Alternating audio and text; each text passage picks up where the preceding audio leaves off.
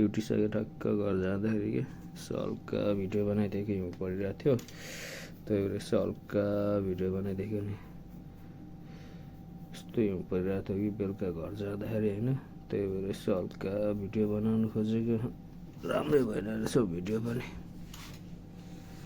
ठ्याक्कै बेलुका यस्तो थियो, बिहान आउँदा त यस्तो हो, बिहान उठेर ड्युटी जाँदाखेरि त राम्रो यति धेरै हिउँ परेको एक रातमै।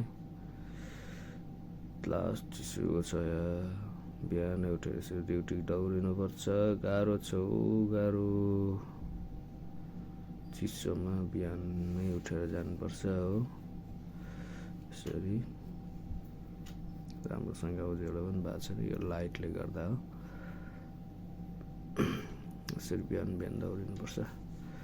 ठ्याक्कै निस्केको बाटोमा नि पुरा टेक्ने ठाउँै थिएन, यस्तो हिलो धन्न यसो गाडी हिँडेको बाटो यसो हिँड्न सजिलो भएको रहेछ, त्यही बाटो यसो हिँड्दै देख्यो अगाडि यस्तो छ हो।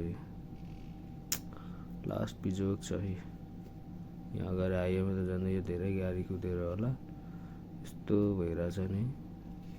यो चाहिँ साइडमा हो बस स्ट्यान्ड, यता गएर होइन पारिपट्टिबाट बस चढेर जानुपर्ने हुन्छ कि, तर आज अलिक बस अगाडि नै गइहालेछ, अब पर्ख्यौँ भने अब फेरि ढिलो हुन्छ, त्यही भएर ठ्याक्कै पारिपट्टि जाने हो।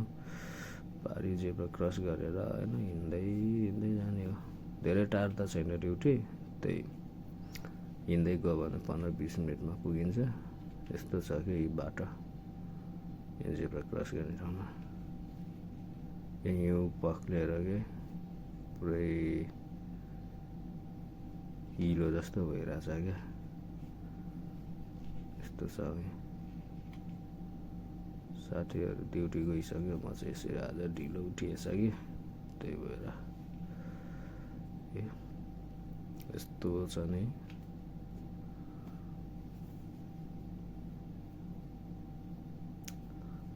त्यहीको बस छुटिहालेछ, त्यही भएर यसो हिँड्दै अगाडिसम्म जाने हो कि, अगाडि पनि छ बस स्ट्यान्ड, त्यहाँ चाहिँ अर्कै बसहरू पनि लाग्छ कि, यताबाट अर्कै बस हो, त्यहाँबाट अर्कै बस लाग्छ, त्यहाँबाट फेरि अर्को बस चढेर जाने हो। धेरै टाढो त होइन, त्यही 1-2 मिनटमा चाहिँ पुग्छ बसबाट त्यो अगाडि काम गर्ने ठाउँसम्म। यस्तोमा हिँड्न त सकिँदैन नि यार, बस चढेर जानुपर्छ यसो हल्का,